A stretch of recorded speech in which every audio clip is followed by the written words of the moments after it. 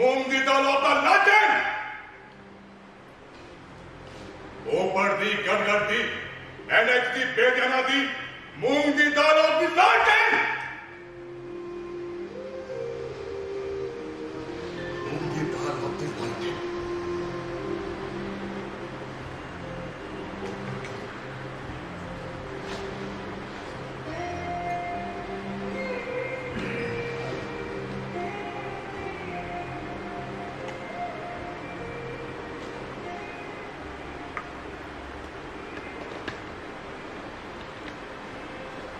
बंटवारे के 2-3 साल बाद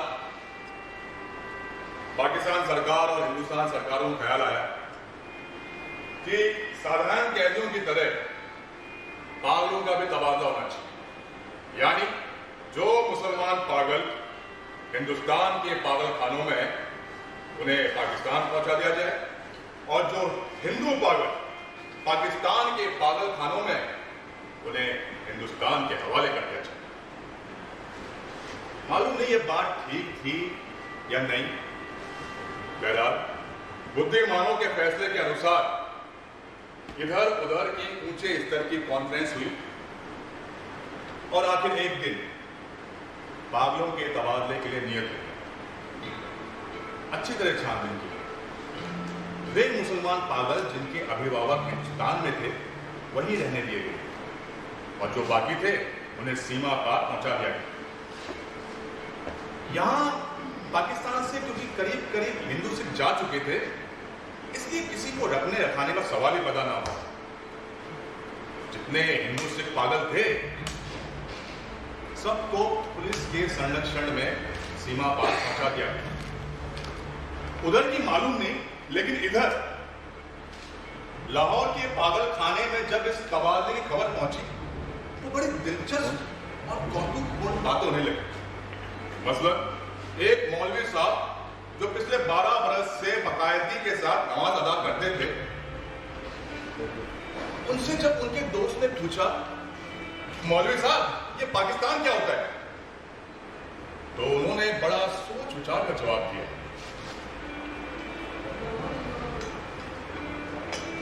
हिंदुस्तान में एक जगह है जहां उसके बनते हैं। उसका यह जवाब सुनकर उसका मित्र संतुष्ट हो गया। इसी तरह एक सिख पागल ने दूसरे सिख पागल से पूछा, ओए सरदार जी हमें हिंदुस्तान के भेजा जा रहा है, मुझे हिंदुस्तानी बोली भी नहीं आती। दूसरा मुस्कुरा दिया, ओए मुझे तो हिंदुस्तानी भाषा आती है, हिंदुस्तानी बड़े शैतानी आकर आकर फिरते हैं। इसी तरह एक मुसलमान पागल तो नहाते नहाते पाकिस्तान जिंदाबाद का नारा लगाते लगाते फर्श पर फिसल कर गिरा और अचेत हो गया। कुछ पागल ऐसे भी थे जो असल में पागल नहीं थे। अधिकतर ऐसे कातिल थे जिनके रिश्तेदारों ने अफसरों को दे दिलाकर पागल खाने भिजवा दिया ताकि वे फांसी के फंदे से बच जाएं। कुल मिलाकर उनको यह मालूम था कि एक आदमी मोहम्मद अली जिन्ना, जिसको कायदे आजम कहते हैं, उसने मुसलमानों के लिए एक अलग मुल्क बनाया जिसका नाम पाकिस्तान है। एक पागल तो हिंदुस्तान और पाकिस्तान और हिंदुस्तान के चक्कर में ऐसा पड़ा कि और ज्यादा पागल हो गया। झाड़ू देते देते जब वो दरख्त पर चढ़ा तो 2 घंटे लगातार भाषण देता रहा जो पाकिस्तान और हिंदुस्तान के नाजुक मामले पर था। सिपाहियों ने उसे नीचे उतरने ने कहा तो वो और ऊपर चढ़ गया, टहनी पे बैठ गया। जब उसे डराया गया, धमकाया गया तो वो बोला, मुझे ना हिंदुस्तान में रहना है ना पाकिस्तान में। हाँ, मुझे ना हिंदुस्तान में रहना ना पाकिस्तान में। मैं पेड़ पे ही रहूंगा, पेड़ पे ही रहूंगा मैं। हाँ, पेड़ पे ही रहूंगा मैं। थोड़ी देर के बाद जब उस पागल का दौरा ठंडा पड़ा तो अपने हिंदू सिख दोस्तों से गले मिल मिलाकर रोने लगा, इस ख्याल से कि कहीं वो उसे छोड़कर हिंदुस्तान न चले जाए। एक एमएससी पास रेडियो इंजीनियर जो मुसलमान था दूसरे पागलों से बिल्कुल अलग थलग, बाग की एक खास रोश पर खामोश टहलता रहता था। उसमें यह तब्दीली प्रकट हुई कि उसने अपने तमाम कपड़े उतार कर दफेदार के हवाले कर दिए और खुद नंग धड़ंग बाग में घूमने लगा। लाहौर का एक नौजवान वकील जो हिंदू था, जब उसने सुना कि अमृतसर हिंदुस्तान में जा रहा है तो उसे बड़ा दुख हुआ। उसकी एक प्रेमिका थी जो उसी शहर में रहती थी। यद्यपि उस प्रेमिका को उस पर कोई दिलचस्पी नहीं थी, फिर भी दीवानी की हालत देखिए, उसे भुला नहीं पाया था। रह रहकर मुस्लिम लीडरों को गालियां देता था जिन्होंने हिंदुस्तान के 2 टुकड़े कर दिए। उसकी प्रेमिका हिंदुस्तानी बन गई और वो खुद पाकिस्तानी। मोहब्बत में पड़कर वो पूरी तरह पागल हो गया। जब तबादले की बात शुरू हुई तो वकील को पागलों ने समझाया, ओए दिल छोटा ना कर, तुझे हिंदुस्तान भेज दिया जाएगा यार, उस हिंदुस्तान में जहां तेरी प्रेमिका रहती है। मगर वो लाहौर छोड़ना नहीं चाहता क्योंकि उसका ख्याल था कि अमृतसर में उसकी प्रैक्टिस नहीं चलेगी। एक सिख था जिसको पागल खाने में दाखिल हुए 15 साल हो चुके। हर समय उसकी जबान से अजीब गरीब शब्द सुनने में आते थे। ऊपर दी गड़गड़ दी एनेक्स की बेदियाना दी मूंग दी दाल ऑफ द लालटेन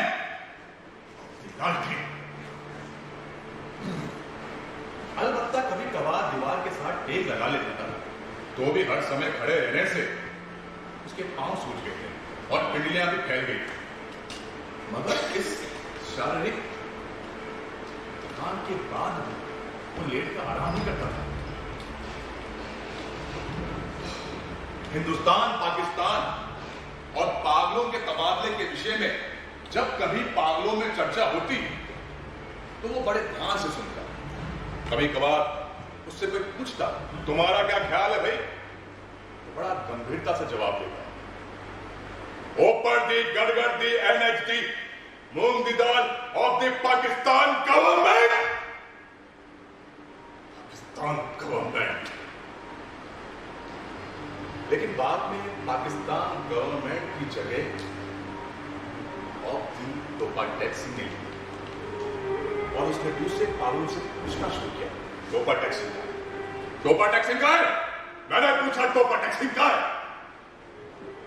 किसी को भी मालूम नहीं था कि टोपा टैक्सी पाकिस्तान में है या हिंदुस्तान में। जो ये बताने की कोशिश करते वो खुद इस उलझन में फंस जाते कि सियालकोट पहले हिंदुस्तान में था, अब सुना है पाकिस्तान में। क्या पता लाहौर जो अब पाकिस्तान में है कल हिंदुस्तान में हो जाए या फिर सारा पाकिस्तान हिंदुस्तानी बन जाए। और ये भी कौन कह सकता है सीने पे हाथ रखकर कि हिंदुस्तान और पाकिस्तान किसी दिन नक्शे से ही गायब हो जाए। बहरहाल उस सिख पागल के केश छिद्रे होकर थोड़े बहुत ही रह गए थे क्योंकि वो नहाता बहुत कम था। दाढ़ी और बाल आपस में जम गए थे जिसके कारण उसकी शक्ल बहुत भयानक थी। लेकिन आश्चर्य की बात यह है कि उसने कभी किसी को नुकसान नहीं पहुंचाया, कभी किसी से लड़ाई झगड़ा भी नहीं किया इन 15 सालों में। पागल खाने के जो पुराने नौकर थे उन्होंने कहा कि टोपा टैक्सी में इसकी कई जमीनें थी, अच्छा खाता पीता जमींदार था। अचानक ये दिमाग उलट गया और इसके रिश्तेदार लोहे की मोटी मोटी जंजीरों में बांध के इसके ले आए और इसे पागल खाने दाखिल कर दिया। महीने में एक बार मुलाकात के लिए आ जाते हैं, इसकी राजी खुशी ले जाते हैं। मुद्दत तक ये क्रम चलता रहा, लेकिन जब हिंदुस्तान और पाकिस्तान की गड़बड़ शुरू हुई तो उनका आना भी बंद हो गया। उसका नाम किशन सिंह था। हाँ, किशन सिंह, मगर सब उसे टोपा टैक्सी कहते थे। उसे बिल्कुल ये मालूम ना था कि कौन सा दिन है, कौन सा महीना है या कितने साल बीत चुके। लेकिन हर महीने जब उसके संबंधी और स्वजन आते थे तो उसे अपने आप पता चल जाता था कि वो आ रहे हैं। चुनाचे वो दफेदार से कहता कि मेरी मुलाकात आ रही है।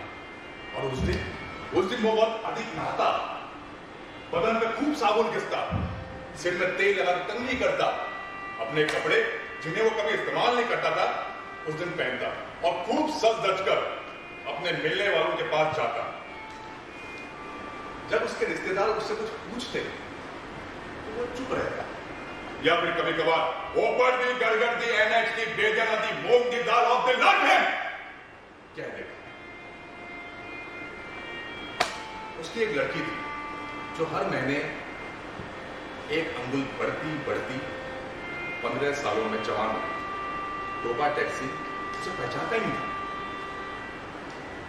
जब बच्ची थी तब भी अपने बाप को देखकर रोती थी, जवान हुई तब भी उसकी आंखों में आंसू।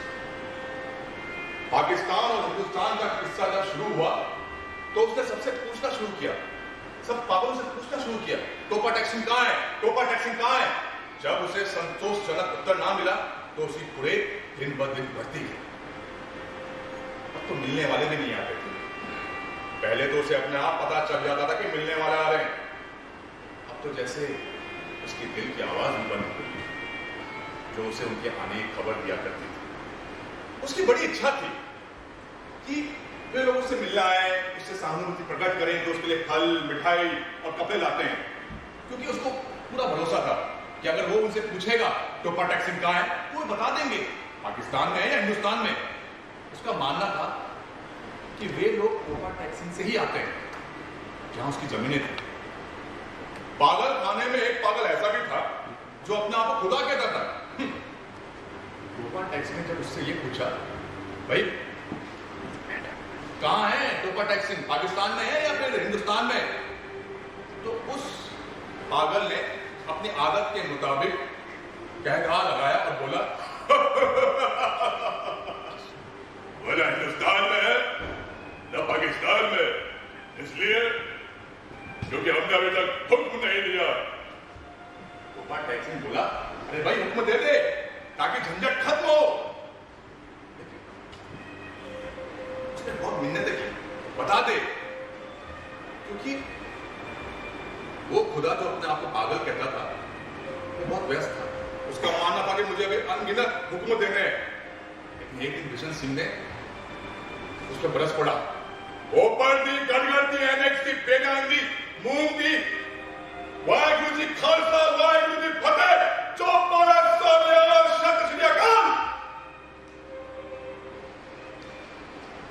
शायद उसका यह मानना था तुम लोग मुसलमानों के खुदा, सिखों के खुदा होते तो जरूर मेरी सुनते। तबादले के कुछ दिन पहले बिशन सिंह का एक दोस्त जो मुसलमान था उससे मुलाकात के लिए आया। पहले कभी नहीं आया। बिशन सिंह ने जब उसकी तरफ देखा, देखकर वो जब वापस जाने लगा तो सिपाही ने उसे रोका, अरे भाई ये तुम्हारा दोस्त है फजलुद्दीन। उसे एक नजर देखता रहा और कुछ बड़वाने लगा। तभी फजलुद्दीन आगे बढ़कर उसने उसके कंधे का हाथ रखा और कहा, मैं बहुत दिनों से तुमसे मिलना चाह रहा था लेकिन फुर्सत ही ना मिली। सुना है तुम हिंदुस्तान जा रहे हो, अच्छा लगा। तुम्हारे सब आदमी हिंदुस्तान जा चुके हैं, उससे जितना हो सकता था मैंने मदद की तुम्हारी बेटी दूध को। कुछ कहते कहते वो रुक गया। बिशन सिंह उसे देखा और कुछ सोचा। तो फजलुद्दीन ने कुछ आगे कहना शुरू किया, हाँ ठीक ठाक है, तुम्हारी बेटी को मैंने उन्हीं के साथ भेज दिया। उसने कुछ और आगे कहना शुरू किया, तुम्हारे मिलने वाले मुझसे कह गए थे कि मैं तुम्हारी राजी खुशी लेता रहूं, इसलिए कभी कभी आ जाता हूं। और भाई बलवीर सिंह और भाई बदवा सिंह को मेरा सलाम कहना, और बहन अमृत कौर को भी। भाई बलवीर सिंह से कहना कि उनकी 2 बूढ़ी भैंसें जो वो छोड़ गए थे उसमें से एक ने कट्टा दिया और एक ने कट्टी। कट्टी तो 6 दिन बाद ही मर गई थी, और जो भी खिदमत हो मैं उसके लिए हमेशा तैयार हूँ। और हाँ, मैं तुम्हारे लिए कुछ भरमुंडे लाया हूं।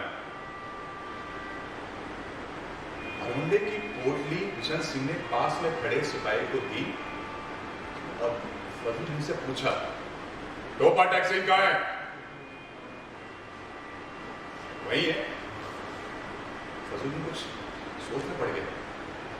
वही है, जाना था। टोपा टैक्सी पूछा, मैंने पूछा टोपा टैक्सी कहाँ है? पाकिस्तान में या हिंदुस्तान में? हिंदुस्तान में नहीं, पाकिस्तान में। फजलुद्दीन कुछ बौखलाया। किशन सिंह कुछ बड़बड़ाता हुआ चला गया। ऊपर दी गड़गड़ दी एनेक्स दी बेजना दी मूंग दी दाल और दी पाकिस्तान एंड हिंदुस्तान दूर फिटे मूंग, दूर फिटे मूंग।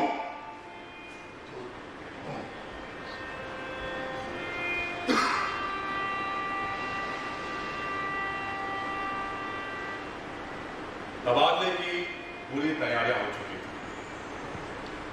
इधर से उधर और उधर से इधर आने वालों की सभी पागलों की सूचियां बन गई।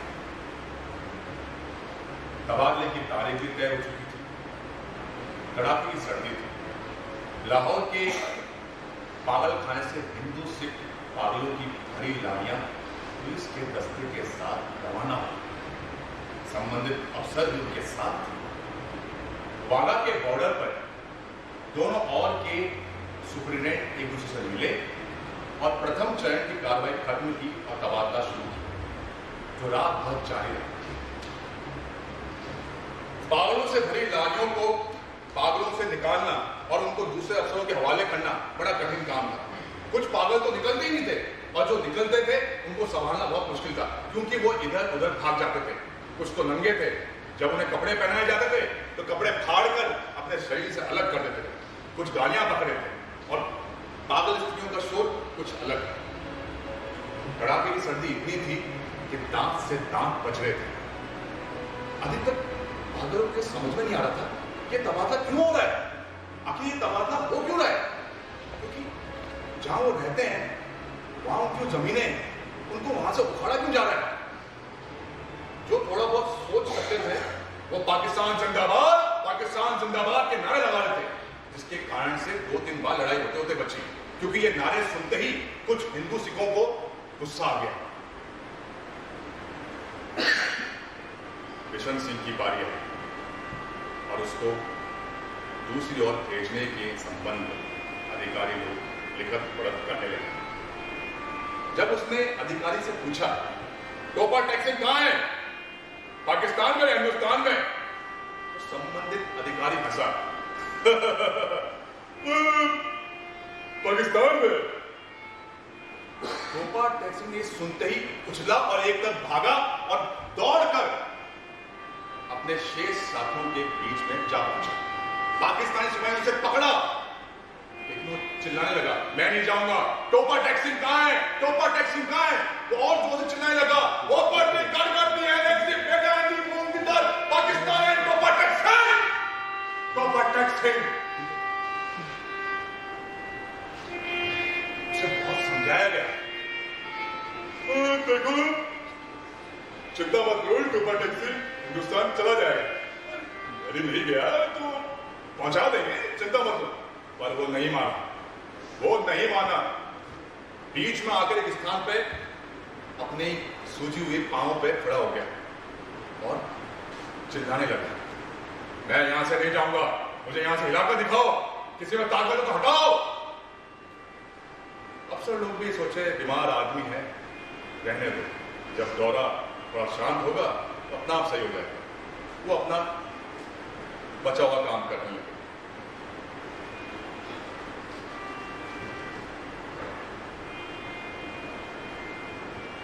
सूरज निकलने से पहले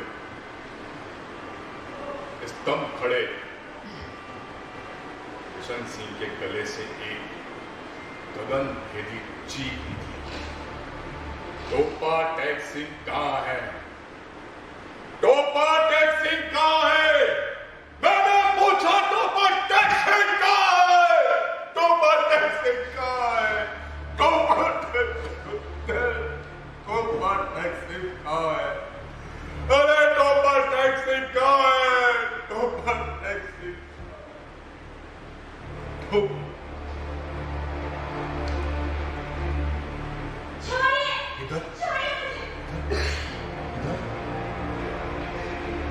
इधर उधर के अफसर दौड़े चले आए।